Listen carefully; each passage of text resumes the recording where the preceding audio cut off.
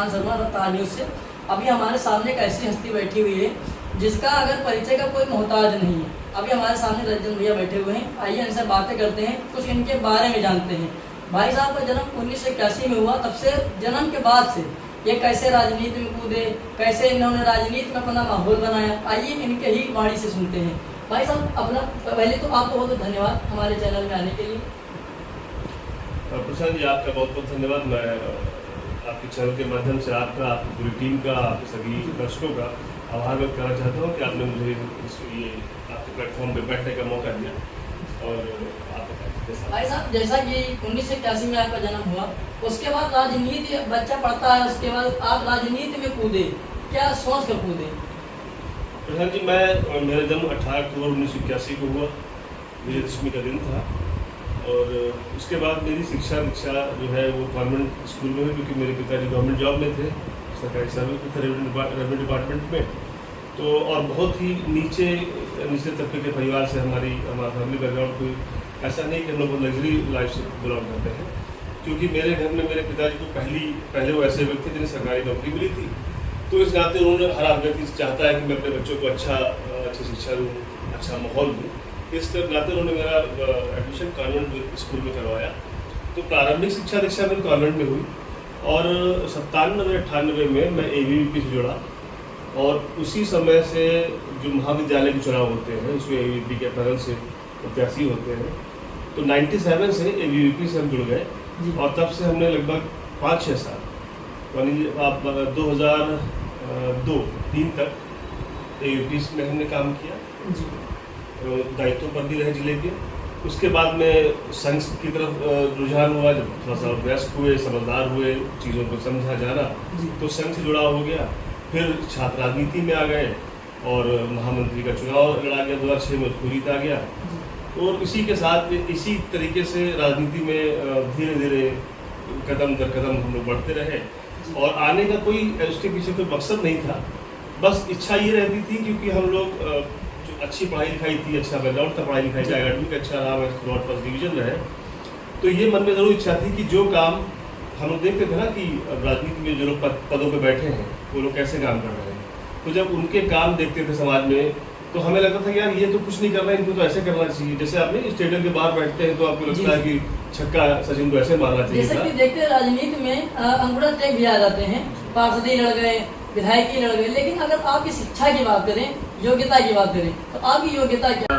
प्रशांत जी मेरा जो इंटर हुआ है वो इंग्लिश मीडियम से हुआ है कॉन्वेंट। मैंने आपको पहले बताया डॉन बॉस्को कॉलेज से मेरी पढ़ाई हुई।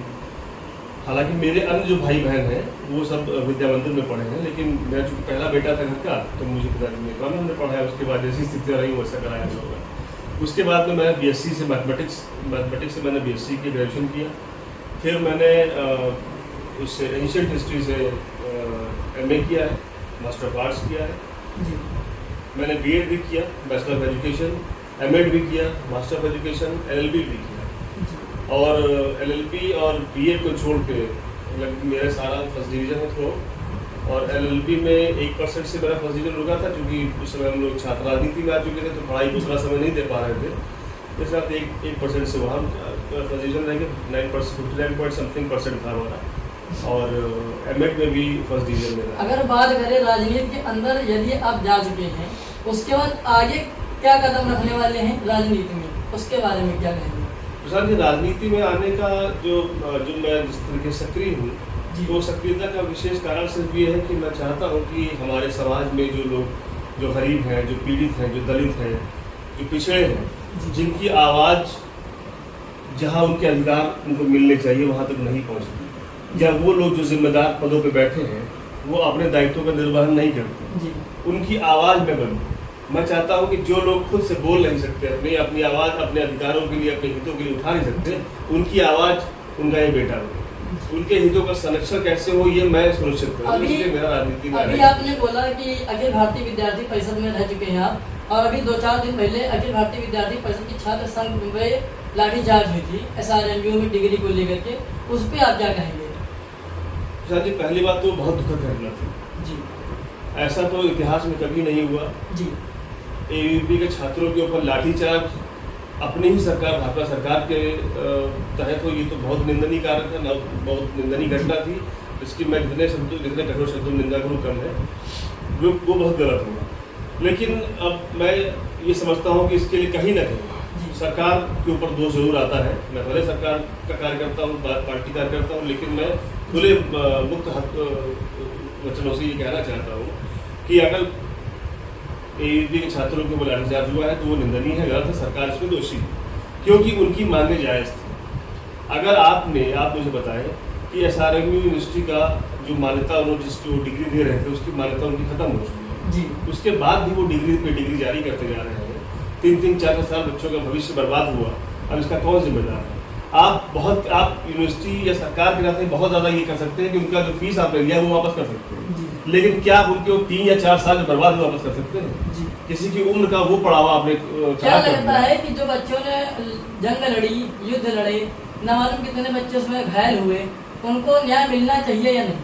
निश्चित तौर पर उनको न्याय मिलना चाहिए, उन बच्चों को न्याय मिलना चाहिए, और सरकार का दायित्व है कि उनको न्याय मिले।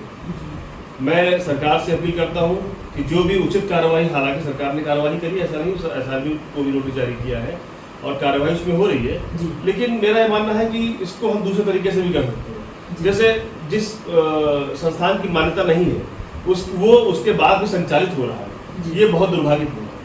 अगर आपकी मान्यता वो काम करने की नहीं है, उसके बाद भी आप वो काम कर रहे हैं और आप डिग्रियां जारी कर रहे हैं, बच्चों का एडमिशन ले रहे हैं, इसका मतलब है कि चिराग तले अंधेरा है।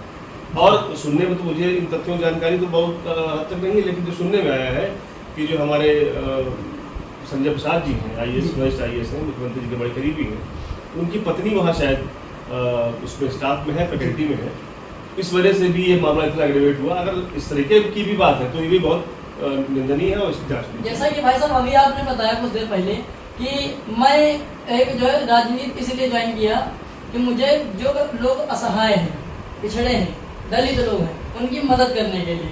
अभी कुछ दिन पहले एक समाजवादी पार्टी की पूर्व विधायिका रह चुकी है पूजा शुक्ला जी, उनके द्वारा कुछ बच्चों को शिक्षा दी जा रही थी, लेकिन उनके ऊपर FIR करा दिया गया। उस पर आप क्या कहेंगे? देखिए, पूजा शुक्ला जी समाज पार्टी कार्यकर्ता है और वो पूर्व विधायिका नहीं रही है, समझ जाता हूँ। विधायक के चुनाव में लड़ा था उत्तर विधानसभा लखनऊ से जी, वो हार गई थी आदरणीय माननीय निर्मला जी से 35,000 शायद 36,000। अब वो जिन बच्चों को शिक्षा दे रही थी उसके ऊपर उन पर कार्रवाई किन कारणों से हुई, उन कारणों की समीक्षा तो मैं नहीं कर सकता क्योंकि वो जांच का विषय है जी जी।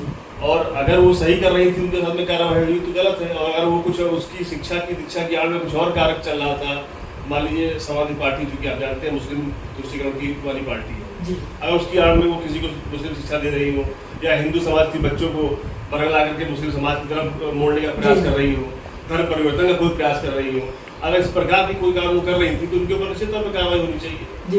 मुझे तथ्यों की जानकारी नहीं है, लेकिन मैं एक अपना परसेप्शन बता रहा हूँ, अपना विचार बता रहा हूँ कि अगर लेकिन उनका जो सरकार का आरोप रहा है, उनका सरकार का आरोप रहा है कि गरीब बच्चों को शिक्षा की आवश्यकता नहीं, इस वजह से मैं इन बच्चों को PDA की पाठशाला चला रही हूँ, इसीलिए इन लोगों को दिक्कत है सरकार को। ये उनका आरोप बिल्कुल निराधार है जी, पूर्णतः गलत है।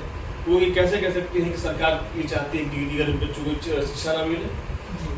भारतीय जनता पार्टी की सरकार जब से उत्तर प्रदेश में आई है 2017 में और केंद्र में 2014 में, उसके बाद से आप देखिए उत्तरोत्तर जो भी सरकारी विद्यालय हैं, जो परिषदीय विद्यालय हैं, उनकी स्थितियों में गुणवत्तापूर्ण शिक्षा आई है।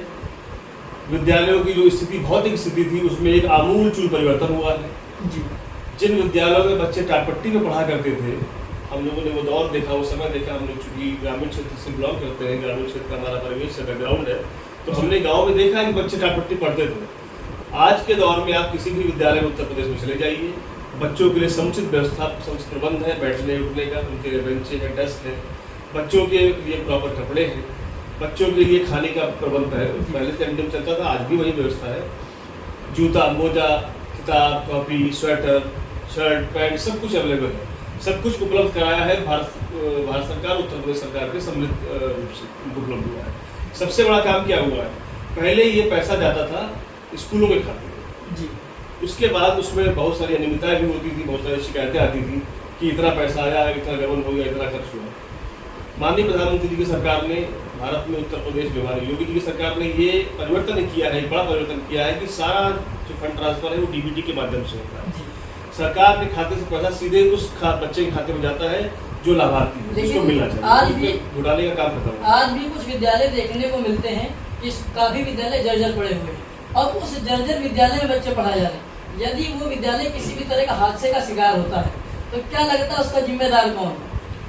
प्रशांत जी देखिए, उत्तर प्रदेश एक बहुत बड़ा सूबा है जी, बड़ा प्रदेश है, 25 करोड़ की हमारी आबादी। ये अपेक्षा नहीं करना चाहिए कि हम रातों रात उस चीज को, उस व्यवस्था को बदल देंगे। मुख्य बात यह है कि हमारी इच्छा शक्ति क्या है, हमारी सोच क्या है और हम काम करना चाहते हैं कि नहीं करना चाहते। आप देखिए, उत्तर प्रदेश सरकार ने पूरे प्रदेश के अंदर जितने भी परिषदीय विद्यालय जर्जर थे, जितने भी पूर्व माध्यमिक विद्यालय जर्जर थे, उन सबको चिन्हित करके कमेटियां बना करके उनकी नीलामी कराई है।